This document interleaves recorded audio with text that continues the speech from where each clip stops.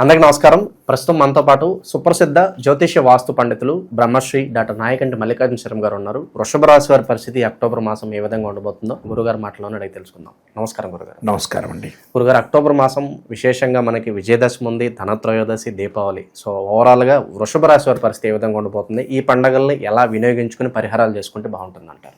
తప్పకుండా అండి. ఓం శ్రీ గురుభ్యో నమః. ఓం శ్రీ మహాగణాధిపతియే నమః. అందరికి కూడా విజయదశమి దీపావళి శుభాకాంక్షలు. మనకి వృషభ రాశి వాళ్ళకి గ్రహగమన గతులు ఏ విధంగా ఉన్నాయి, గ్రహ సంచార విషయం ఏ విధంగా ఉందో ఒకసారి తెలుసుకుందాం. తెలుసుకునే ముందు ఆ ఏ రాశుల్లో ఏ గ్రహాలు సంచరిస్తున్నాయో తెలుసుకుందాం.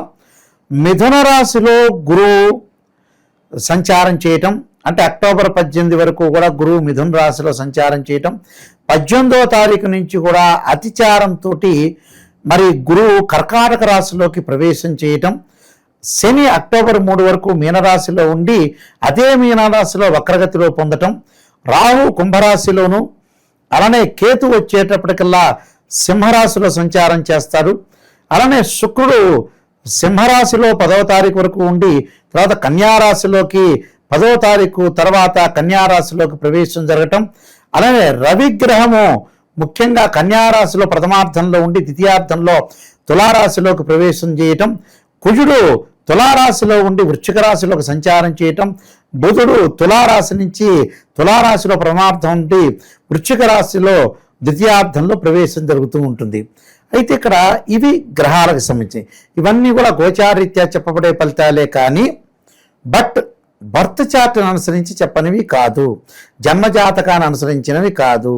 కాబట్టి గోచార ఫలితాలు కూడా మనం తెలుసుకోవాలి. కాబట్టి ఇక్కడ ఈ వృషభ రాశి వాళ్ళకి లాభాధిపతి అష్టమాధిపతి అయిన గురువు ద్వితీయ స్థానంలో ఉండటం వల్ల అక్టోబర్ 18 వరకు మేలు జరుగుతుంది. అంటే ధనం విషయంలో కానీ, ఆర్థిక సంబంధించిన విషయాల్లో కానీ, ఫైనాన్షియల్ డెవలప్మెంట్లో కానీ, అలానే ఆకస్మికంగా ధనలాభాలు కానీ ఇవన్నీ కలుగుతాయి. గురువు గారు అంటే నాయకంటి గారు 18వ తారీఖు తర్వాత గురువు తృతీయ స్థానంలో వస్తాడు. అతి సంచారం అంటారు. అంటే ఉన్న రోజులన్నీ ఉండకుండా గురువు ముందుకు దూసుకుని వస్తుంది. అప్పుడు తృతీయ స్థానం అవుతుంది. తృతీయ స్థానంలో గురువు ఉండటం వల్ల ఏం జరుగుతుంది? వాస్తవంగా తృతీయ స్థానంలో గురువు మంచివారు కాదు, కానీ శుక్రుడు సుఖాన్ని భోగాన్ని కూడా శుక్రుడు కూడా డబ్బు ఇచ్చేవాడే కాబట్టి శుక్రుడు బాగున్నాడు కాబట్టి పెద్ద ఇబ్బందికరమైన వాతావరణం లేదు. అయితే విద్యార్థులు మటుకు అధిక శ్రద్ధతో చదవాలి. 18వ తారీఖు నుంచి వేరే వ్యాపకాలను తగ్గించుకొని చదువు మీద కాన్సన్ట్రేషన్ చేసి ముందుకు వెళ్ళటం చాలా మంచిది. శుక్రుడు 1, 2, 4, 5, 8, 9, 10, 11 స్థానాల్లో మంచి చేస్తాడు. కానీ జన్మజాతకంలో శుక్రుడు ఎక్కడ ఉన్నాడో మళ్ళీ చూసుకోవాలి. ఆ శుక్రుడు ఎలా ఉన్నాడో, దోషం ఉందా లేదా, వివాహపరంగా దోషం ఉందా లేదో చూసుకోవాలి. అయితే గోచారీత్యా అయితే వెల్ అండ్ గుడ్, బాగున్నాడు. అలానే ద్వితీయంలో గురువు ఉన్నాడు. ఎప్పటి వరకు ఉంటారు? అక్టోబర్ 18వ తారీఖు వరకు ఉంటాడు. అక్టోబర్ 18వ తారీఖు వరకు కూడా వృషభ రాశి రాశ్యాధిపతి అయిన శుక్రుడు చతుర్థ స్థాన 5వ స్థానంలో ఉండటం వల్ల అనుకూలమైన ఫలితాలు జరుగుతాయి. శుక్రుడు సుఖాన్ని, భోగాన్ని, సౌఖ్యాన్ని, లగ్జరీని ఇచ్చేవాడు శుక్రుడు.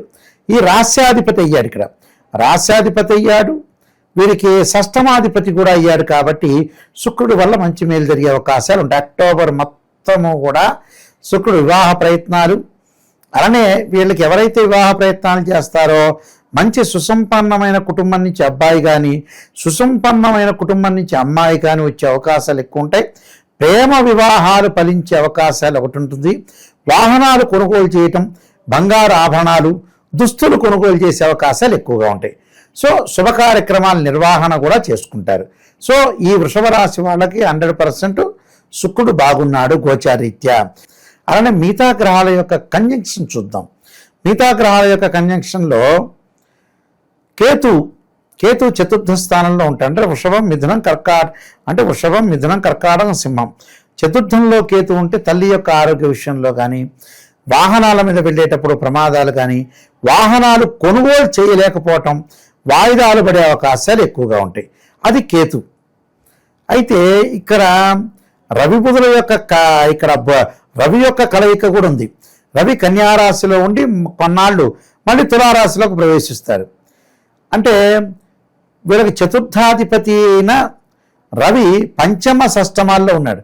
పంచమ స్థానంలో ఉంటే అనుకూలంగా ఉండదు. అదే షష్టమ స్థానంలో ఉంటే రవి మంచివాడు కాబట్టి ఉద్యోగపరంగా ఇబ్బందులు ఏంటంటే ఉద్యోగ అవకాశాలు మెండుగా వచ్చే అవకాశాలు అంటే ప్రతి పనిలో కూడా కొంత విజయం సాధించే అవకాశం అనేది ఒకటి ఉంటుంది. కొంచెం ఆచితూచి అడుగు వేయాలి ఉద్యోగంలో. అన్ని రహస్యాలన్నీ కూడా తీసుకొచ్చి అందరికీ పంచకూడదు. అన్ని రహస్యాలన్నీ కూడా అందరికీ కూడా పంచితే కూడా విభేదాలు ఒకటి, అలానే శత్రువులు బాగా పెరిగే అవకాశాలు ఉంటాయి. గోప్యం చాలా ఇంపార్టెంట్. మనిషి ఏం చేస్తాడంటే సహజంగా డబ్బు ఎక్కడ ఖర్చు పెట్టాలో తెలియదు. First number 1 point. Second point, గోప్యం ఎక్కడ చేయాలో తెలియదు. గోప్యం అనేది ఏంది, రహస్యం ఎక్కడ చేయాలో అసలు వాస్తవంగా మనిషి చేతిలోనే 50-60% ఉంటుంది.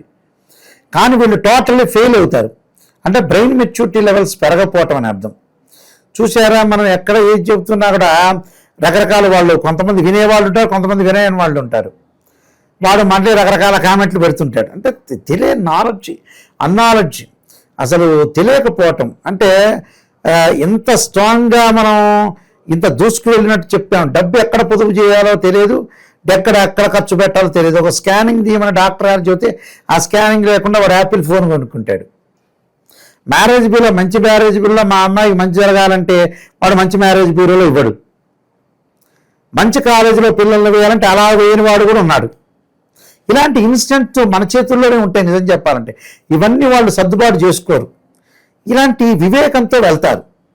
అదొకటి. తర్వాత గ్రహాల విషయానికి మనం ముందుగా వస్తే ఇక్కడ కుజుడి యొక్క ప్రభావం ఎలా ఉండబోతుంది. కుజుడు కొన్ని రోజుల పాటు తులలో ఉంటాడు, కొన్ని రోజుల పాటు వృశ్చిక రాశిలో ఉంటాడు. అంటే కుజుడి యొక్క ప్రభావం ఎలా ఉండబోతుంది అని అంటే ఈ రాశి వాళ్ళకి సప్తమాధిపతి షష్టమంలోనూ సప్తమంలో ఉంటాడు. అంటే మొట్టమొదటి 15 రోజులు కుజుడు బ్రహ్మాండంగా ఉంటాడు. తర్వాత కొద్ది జాగ్రత్తగా ఉండాలి. అంటే మొదటి 15 రోజులు ఒక రకంగాను, ఇంకో 15 రోజులు ఒక రకంగాను. అంటే రియల్ ఎస్టేట్ కానీ, కన్స్ట్రక్షన్ కానీ, కెమికల్ కంపెనీ వాళ్ళు కానీ, ఇల్లు కొనాలనుకున్నవాడు కానీ, స్థలం కొనాలనుకున్న వాళ్ళందరూ 15 రోజుల లోపల కొనండి. 15 రోజుల లోపల కుజుడు బాగున్నాడు. సప్తమంలో కుజుడు వస్తే వివాదాలు, అంటే భార్యాభర్తల మధ్యలో అనుకూలంగా లేకపోవడం, సర్దుబాటుతనం లేకపోవడం, అహంకారము, గర్వము, వాహన ప్రమాదాలు, వాహనాల విషయంలో కొంత జాగ్రత్తగా ఉండాలి, వాహనాలు కొనలేకపోవటం, కొన్ని ప్రాబ్లమ్స్ వచ్చే అవకాశాలు ఎక్కువ ఉంటాయి కుజుడి వల్ల. అదే బుధుడి వల్ల ఎలా ఉంటుంది, బుధుడు కూడా తులలో కొన్ని రోజులు, వృశ్చికంలో కూడా కొన్ని రోజులు ఉంటాడు. అయితే బుధుడి యొక్క ప్రమాదం పెద్దగా ఏం లేదు. విస్తారం చేసుకోవచ్చు, వ్యాపార పరంగా ముందుకు వెళ్ళొచ్చు, బిజినెస్ పరంగా కూడా డెవలప్మెంట్ అనేది చెందొచ్చు. అలాంటి ప్రాబ్లమ్స్ ఏమి ఉండవు. వ్యాపార పరంగా ముందుకు వెళ్ళిపోవచ్చు, ఎలాంటి అబ్జెక్షన్ లేవు. ఫైనాన్షియల్ పరంగా కూడా డెవలప్మెంట్ చెందే అవకాశాలు ఎక్కువ ఉంటాయి. అయితే శని యొక్క ప్రభావం ఎలా ఉండబోతుంది, ఆయన లాభస్థానంలో ఉన్నాడు, లాభస్థానంలో వక్ర స్థితిలో ఉన్నాడు. అంటే ఉద్యోగ పరంగా నేను చెప్పినట్టుగా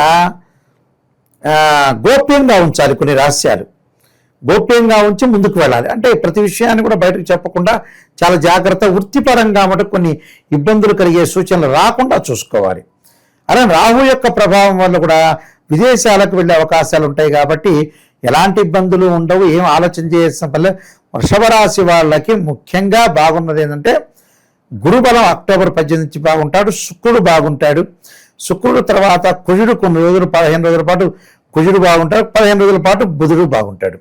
అందువల్ల ఆలోచన చేయకుండా ఆరోగ్యాన్ని కొంతగా కాపాడుకొని ముందుకెళ్తే మంచి జరిగే అవకాశాలు ఎక్కువ ఉంటాయి. కొన్ని పరిహారాలు చేసుకోవాలి. గురుగారు, విశేషంగా ప్రజెంట్ ఉన్న గ్రహస్థితి బట్టి ఎలాంటి పరిహారాలు బాగుంటాయి అంటారు వీళ్ళకి? శని యొక్క పరిహారం ఖచ్చితంగా చేయాలి. శని అంటే ఉద్యోగపరంగా, వృత్తిపరంగా, ప్రొఫెషనల్ పరంగా, ఆరోగ్యపరంగా ఎలాంటి ఇబ్బందులు కలగకుండా మనకు ఆయు పెరగడానికి శివుడికి నువ్వుల నూనెతో అభిషేకం చేయాలి. చాలామందికి తెలియదు ఇది. శనికి మాత్రమే చేస్తారు. మన వాళ్ళకి ఎన్నడో జబ్బు ఒకటి ఉంది, మనకు తెలిసిందే ఏదో అనుకుంటాడు కానీ ఇంకా ఏదో ఉంది అని అనుకోడు. అదొక పాయింట్. శనికి తైలాభిషేకం చేయటం వల్ల ఆయుర్వృద్ధి కలుగుతుందట, ఆరోగ్యం బాగా పెరుగుతుంది. అలా అనుకున్న పనులన్నీ కూడా జరిగే అవకాశాలు ఎక్కువగా ఉంటాయి. అదొకటి చేయాలి. తర్వాత నీలాంజన సమాభాసం వైపుత్రేమాగ్రజం ఛాయామార్తాండ సంభూతం తమ నమామి శనిశ్చరం అనే మంత్రాన్ని కూడా చక్కగా చదువుకోవాలి. అలానే వీళ్ళు చేయాల్సింది ఏంటంటే విష్ణు సహస్రనామ పాలన చేసుకోవాలి.